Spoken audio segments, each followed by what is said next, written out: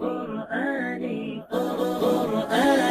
في قلبي دوما يغمرني من فيض ضياء آيات المولى تدفعني نحو العليا والكون الواسع في صدري أحضنه أرضا وسماء يا ربي قد نلت منى. ہمارے محترم ناظرین سامعین حضرات، السلام علیکم ورحمۃ اللہ وبرکاتہ۔ آپ تمام احباب کو عوامی تجوید کورس میں خوش آمدید۔ جیسا کہ ہم نے شروع میں یہ بات پڑھی تھی کہ تجوید کورس کے ہم نے کل 3 حصے بنائے ہیں۔ پہلے حصے میں ہم تجوید کے قواعد، دوسرے حصے میں نورانی قاعدہ اور تیسرے حصے میں عامہ سپارہ پڑھیں گے۔ الحمدللہ پہلے حصے کے ہم نے کل 12 سبق بنائے تھے، جن میں سے 11 سبق ہم پڑھ چکے ہیں۔ آج پہلے حصے کا آخری سبق ہم پڑھیں گے۔ آپ حضرات کی دعاؤں سے الحمدللہ پہلا حصہ ہمارا مکمل ہو جائے گا۔ آج کے سبق کے اجمالی عنوانات: وقف کا معنی اور مطلب، موقوف علیہ پر وقف کرنے کے طریقے، وقف کے متعلق 4 فائدے، سکتے کا مطلب اور سکتے کی مواقع، یہ آج کے اجمالی عنوانات ہیں۔ اب ہم چلتے ہیں تفصیل کی طرف۔ وقف کا معنی ہے ٹھہرنا، اور وقف کا مطلب ہے کلمے کے آخر میں سانس لے کر ٹھہرنا۔ کلمے سے مراد وہ لفظ ہے جو کسی لفظ سے ملا ہوا نہ ہو، جیسے منکم، اس پر اگر ہم وقف کریں گے تو من کے نون پر نہیں بلکہ کم کی میم پر وقف کریں گے، اس لیے کہ من کا نون یہ کم سے ملا کر لکھا گیا ہے، تو یہ ہم نے جب وقف کرنا ہے تو وہ کم کے میم پر کریں گے۔ کلمہ وہ کم کا میم ہے، نہ کہ میم کا نون، اس لیے وقف کرتے ہوئے ہم من وقف نہیں کریں گے بلکہ من کم یہ وقف کریں گے۔ موقوف علیہ پر وقف کرنے کے چند طریقے۔ نمبر 1، موقوف علیہ یعنی جس پر وقف کیا جا رہا ہے اس پر عارضی حرکت ہو تو وقف کرنے کا طریقہ یہ ہے حرف کو ساکن کر کے سانس لے کر ٹھہرنا، جیسے قالت الاعراب، اس میں قالت کی تا پر جب وقف کریں گے تو تا کو ساکن کر کے پڑھیں گے، قالت۔ دوسرا طریقہ، موقوف علیہ پر اگر ایک زبر ہے، یعنی جس حرف پر وقف کر رہے ہیں اس حرف کے اوپر ایک زبر ہے تو اس کو ساکن کر کے وقف کریں گے، جیسے وقبہ کو وقف میں وقب پڑھیں گے۔ ان دونوں صورتوں کو وقف بالاسکان کہتے ہیں۔ تیسری صورت، لفظ کے آخر میں اگر گول تا ہو تو اس پر وقف کرنے کا طریقہ یہ ہے کہ گول تا کو ہا سے بدل کر پڑھیں گے، جیسے حسنتن، وقف میں حسنہ، ہا کو گول تا کو ہا سے بدل کر پڑھیں گے۔ چوتھی صورت، موقوف علیہ جس حرف پر وقف کر رہے ہیں اس حرف کے اوپر اگر 2 زبر ہیں تو اس پر وقف کرنے کا طریقہ یہ ہے کہ 2 زبر کی تنوین کو الف سے بدل دیں گے، جیسے افواجن کہ جیم کے اوپر 2 زبر ہیں، جب اس پر وقف کریں گے تو افواجا پڑھیں گے۔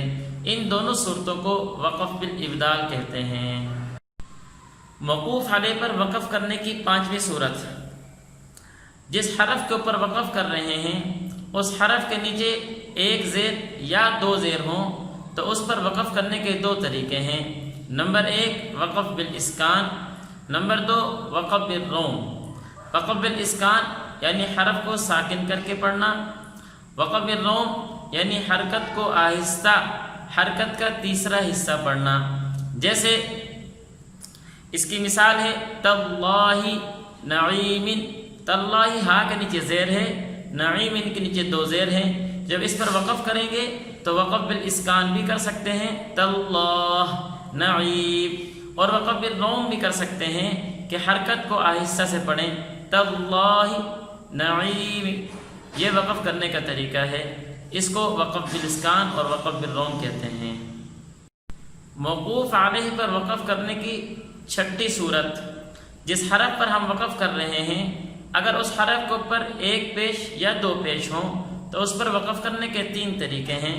نمبر 1 وقف بالاسکان، نمبر 2 وقف بالروم، نمبر 3 وقف بالاشمام۔ وقف بالاسکان اور وقف بالروم کا معنی آپ پڑھ چکے ہیں۔ وقف بالاشمام یعنی حرف کو ساکن کر کے ہونٹوں سے پیش کی طرف اشارہ کرنا۔ اس کی مثال نستعین، نعیم، عظیم۔ نستعین نون کے اوپر پیش ہے، عظیم میم کے اوپر 2 پیش ہیں، تو اس پر ہم وقف بالاسکان بھی کر سکتے ہیں کہ ساکن کر دیں، نستعین، عظیم۔ وقف بالروم بھی کر سکتے ہیں کہ حرکت کو آہستہ پڑھیں، نستعین، عظیم۔ اور وقف بالاشمام بھی کر سکتے ہیں کہ کریں تو ساکن لیکن ہونٹوں سے پیش کی طرف اشارہ کر دیں، جیسے نستعین، عظیم۔ یہ وقف بالاسکان، وقف بالروم اور وقف بالاشمام۔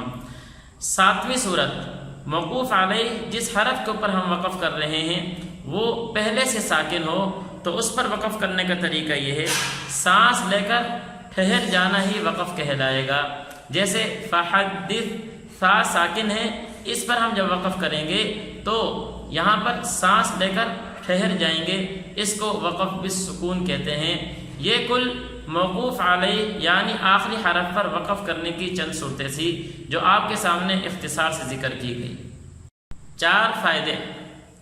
فائدہ نمبر 1 وقف بالاسکان ہر حرکت میں کر سکتے ہیں، یعنی زبر، زیر اور پیش تینوں حرکتوں میں وقف بالاسکان ہو سکتا ہے۔ وقف بالروم صرف زیر اور پیش میں ہوتا ہے، زبر میں نہیں ہوتا۔ وقف بالاشمام صرف پیش میں ہوتا ہے، زبر اور زیر میں نہیں ہوتا۔ فائدہ نمبر 2 جس حرف پر ہم وقف کر رہے ہیں اگر اس کا معنی معلوم نہ ہو تو ان علامتوں پر ہم وقف کریں گے۔ نمبر 1 گول دائرہ، جو آیت کے آخر میں نمبر کی صورت میں گول دائرہ بنا ہوتا ہے۔ نمبر 2 میم، جہاں وقف لازم لکھا ہوا ہوتا ہے، اس پر وقف کریں گے۔ نمبر 3 قا، درمیان میں لکھی ہوتی ہے، اس پر وقف کریں گے۔ نمبر 4 جیم، اس پر وقف کریں گے۔ نمبر 5 زا، یعنی اگر ہمیں معنی معلوم نہیں ہے اور آیت کے درمیان ہم وقف کر رہے ہیں تو ان 5 علامتوں میں سے کسی علامت پر ہم وقف کر سکتے ہیں۔ فائدہ نمبر 3 وقف رسم یعنی لکھائی کے تابع ہوتا ہے، یعنی جس لفظ پر ہم وقف کر رہے ہوتے ہیں تو جس طرح وہ لفظ لکھا ہوتا ہے وقف میں ایسے ہی پڑھا جاتا ہے، لہذا 2 زبر کی تنوین کو الف سے بدل کر پڑھتے ہیں، گول تا کو ہا سے بدل کر پڑھتے ہیں، اور پیش، الٹا پیش، کھڑی زبر، کھڑی زیر اس کو وقف میں نہیں پڑھتے، اس لیے کہ حرکات اور سکنات کا وقف سے کوئی تعلق نہیں ہے۔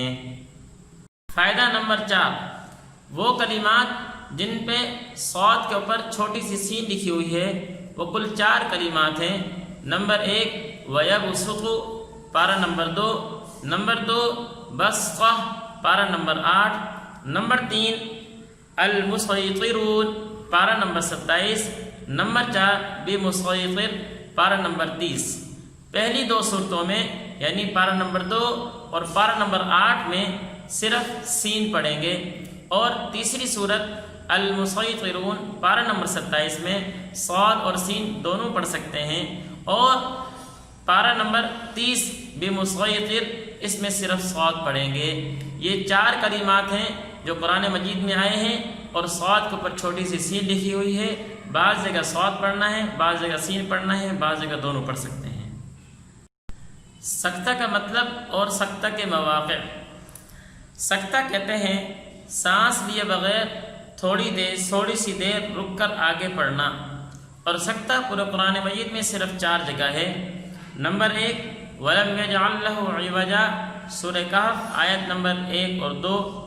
نمبر 2 مِن مَرْقَدِنَا هَذَا، سورہ یاسین آیت نمبر 12۔ نمبر 3 مَن رَاقٍ، سورہ قیامہ آیت نمبر 37۔ نمبر 4 کَلَّا بَلْ رَانَ، سورہ مطففین آیت نمبر 14۔ ان 4 جگہوں پر سکتہ کرنا واجب ہے، اس کے علاوہ پورے قرآن مجید میں کہیں پر سکتہ نہیں ہے۔ آج کا سبق ہمارا مکمل ہوا الحمدللہ۔ تجوید کورس کے 3 حصوں میں سے پہلا حصہ آپ کے دعاؤں سے پایہ تکمیل کو پہنچا۔ ہم آپ سے اجازت چاہیں گے۔ السلام علیکم ورحمۃ اللہ وبرکاتہ۔